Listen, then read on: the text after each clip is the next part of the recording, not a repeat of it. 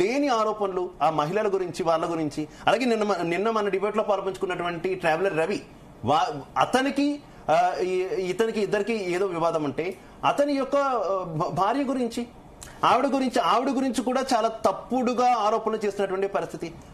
వాళ్ళకు ఉండవా అండి? లేనిపోయిన ఆరోపణలు చేస్తుంటే ఇన్ని లక్షల మంది చూస్తూ ఉంటే అవన్నీ నిజం అనుకుంటే వాళ్ళు ఏమైపోవాలి? సూసైడ్ అటెంప్ట్స్ చేసుకోరా? మామూలుగా సరే తిట్టాడు, తల్లిని తిట్టాడు అనేది విషయం అసలు ఆరోపణలు ఎక్కువైనాయి. అంతకన్నా ఏమిటి తెలుసా, వాళ్ళ తల్లిట ఆ చార్మినార్ సందులో వ్యభిచారం చేసుకుంటూ తిరిగేదని చెప్పి మాట్లాడాడు. మంచి నాకైతే చెప్పు తీసుకొడదాం అనిపించింది ఆ రోజే. చాలా అనిపించింది. అప్పటిదాకా భార్య మీద కూడా చేసిన ఆరోపణలు ఇవే. అంటే అది ఆ మోడస్ ఆఫ్ ఆపరెంట్ అంటారు చూడండి. ఎవరి మీద అయినా సరే కక్ష కడితే ఆయన ఇదే పని చేస్తాడు, తల్లిని తిట్టడం లేకపోతే చెల్లిని తిట్టడం. ఇది ఒక వే. ఇది నిజంగా తిట్టడం, అదే చక్రపాణి గారు, తిట్టడం వేరు, ఈ రకమైనటువంటి ఆరోపణలు చేయడం వేరు. అంటే ఒకరి మీద బురద జల్లేయడం ద్వారా తను ఎక్కడో ఉంటాడు, ఇక్కడ ఉన్నటువంటి స్త్రీల మీద బురద జల్లేయడం వల్ల ఇక్కడ చూస్తున్న వాళ్ళంతా ఏమనుకుంటారు? అంటే అది ట్రావెలర్ రవి భార్య అయినా ఇమ్రాన్ గారి తల్లి అయినా ఎవరైనా ఒకటే కదా. అంటే నా జోలికి వస్తే నేను చేసే ఫైల్ ఆయుధం ఇది. అంటే జనరల్ గా ఇప్పుడు ఈ వ్యక్తి ఇలాంటి మాటలు ఇలాంటి ఆరోపణలు చేసేటటువంటి వ్యక్తి ఇప్పుడు అభినవకు అందుకుని 2026 నుంచి మనకి ఇతను వచ్చి ఉద్ధరించేస్తాడు మనందరినీ. సో ఎవరైనా సరే నాకు తెలిసి నేను ఎప్పుడూ అన్ఫాలో చేశాను, బట్ స్టిల్ మళ్ళీ ఈ మధ్యకాలంలో చూశాను. ఎందుకంటే అటువంటి బూతులు మాట్లాడేటప్పుడు నేను రేపు స్క్రోల్ చేస్తున్నా కూడా ఇంట్లో పక్కన ఫ్యామిలీతో ఉన్నప్పుడు కూడా చాలా చండాలంగా అనిపిస్తుంది. And not at all that, but ఒక తల్లిని అలా పట్టుకొని తిట్టాడంటే నాకు ఆ రోజు ఎక్కడో దాకా ఎందుకు మనిషి కనబడితే ప్రస్తుతం యాక్టర్ శివాజీ గారి గురించి మాట్లాడుతున్నప్పుడే ఎన్నిసార్లు ఎన్నిసార్లు ఉపయోగించాడు. చూడడానికి కూడా చాలా అసహ్యంగా అనిపించినటువంటి రిక్వెస్ట్ చేస్తానంటే, ఇందాక సార్ ఒక మాట చెప్పారు, ఏంటి హిందువులందరూ కూడా సనాతన ధర్మాన్ని పాటించే వాళ్ళందరూ కూడా అన్ఫాలో చేయండి అని కాదు. హిందువులే కాదు నేను అడిగేది, ముస్లింలు కూడా, క్రిస్టియన్లు కూడా, మొత్తం భారతదేశంలో అందరూ కూడా, యావత్ తెలుగు వాళ్ళు మొత్తం కూడా అన్సబ్స్క్రైబ్ చేయండి. ఎందుకంటే ఆయన తిట్టింది వాళ్ళే కదా, ఇమ్రాన్ వాళ్ళ తల్లిని తిట్టాడు. ఇమ్రాన్ అనుకుంటా అబ్బాయి పేరు, I'm not sure, but yeah. So ఆయనకి మతంతో సంబంధం లేదండి, ఖచ్చితంగా అన్నది. కానీ దీన్ని పొలిటిసైజ్ చేయడానికి హిందూ రేపిస్టులు అంటాడు, క్రిస్టియన్ రేపిస్టులు అంటాడు, వాడి ఇష్టం అన్నమాట. అంటే ఏదో రకంగా దాని గురించి మాట్లాడుకుంటుంటారు, వ్యూస్ వస్తాయని చెప్పి. ఇప్పుడు బంగారు గుడ్డు పెట్టే కోడ్ను కోసేస్తారని చెప్తారు చూడండి, అలా ఇవాళ మొత్తం కోసేసుకున్నాడు. మొత్తం ఛానల్ బ్యాన్ అయిపోయే రోజు దగ్గరలోనే ఉంది. రైట్. సో తారక రామ్ గారు ఒక్కసారి మరొక వీడియో. పోలీసుల లెక్కల ప్రకారం 2026, 2027లో కూడా అవుతుంది. ఎవరు చేస్తున్నారు? ఈ మగజాతి. ఇంకా అవుతుంది ఎవరు? ఆడపిల్లలు, క్రిస్టియన్ ఆడపిల్లలు, ముస్లిం ఆడపిల్లలు, చిన్న. అది అతను చెప్తున్నది ఏంటంటే కొన్ని లెక్కలు తీసుకొచ్చాడు, ఆ డేటా ఎక్కడి నుంచి తీసుకొచ్చాడో ఎలా తీసుకున్నాడో తెలియదు, అది అసలు డేటానో కూడా కాదో కూడా మనకు తెలియదు. కానీ చేస్తున్నది ఎవరు? హిందువులంట. ఎవరి మీద చేస్తున్నారు? హిందువుల మీద, ఇతర ధర్మాన్ని అనుసరించేటటువంటి వ్యక్తుల మీద. ఇది అతను చెప్తున్నటువంటి పరిస్థితి. హిందువులు నేను హిందువుని, నేను గణపతిని ప్రతిమ పట్టుకుని తిరుగుతున్నాను, నేను భగవద్గీత పట్టుకుని తిరుగుతున్నాను, నన్ను ఎవరు సోకాల్డ్ హిందూస్ అంటారనేటటువంటి వ్యక్తి హిందువులే ఇవన్నీ చేస్తున్నారంటూ స్టేట్మెంట్. యాక్చువల్గా నిజంగా ఇతను హిందూ అయితే, హిందూ అంటే ఎవడు రా దేశ బంధువు అని నువ్వు ముందు దేశానికి బంధువు అవ్వనులే, అప్పుడు తర్వాత హిందూ అని చెప్పుకుందువు నువ్వు.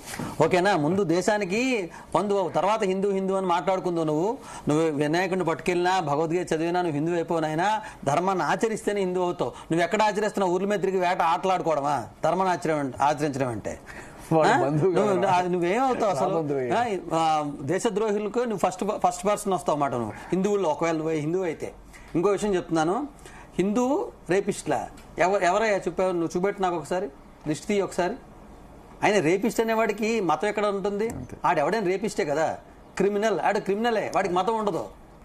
అలా నువ్వేంటంటే నీ వరకు నువ్వు హిందువుల్లో పెద్ద వెధవి అని నేను చెప్తాను. ఇప్పుడు హిందూ అని చెప్పుకున్నావు కాబట్టి.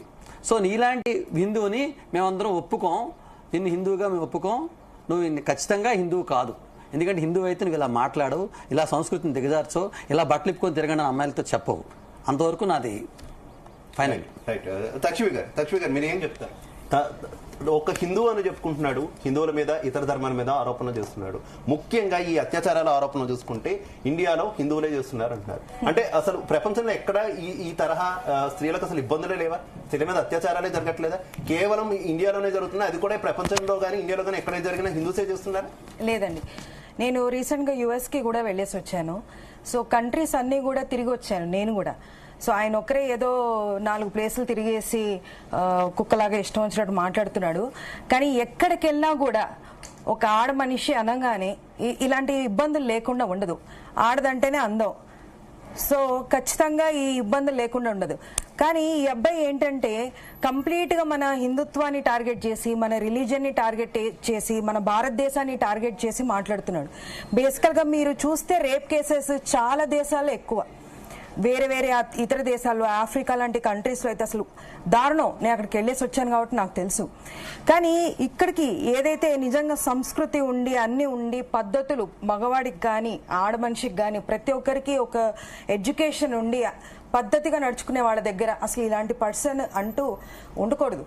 అసలు ఫస్ట్ ఆఫ్ ఆల్ ఈ పర్సనే నాకు తెలియదు. ఎందుకనంటే నేను ఎప్పుడు ఫాలో అవ్వలేదు. ఇలా నోటికి ఎలా వస్తే మాట్లాడే పర్సన్ ఎవరు ఫాలో అవుతారండి?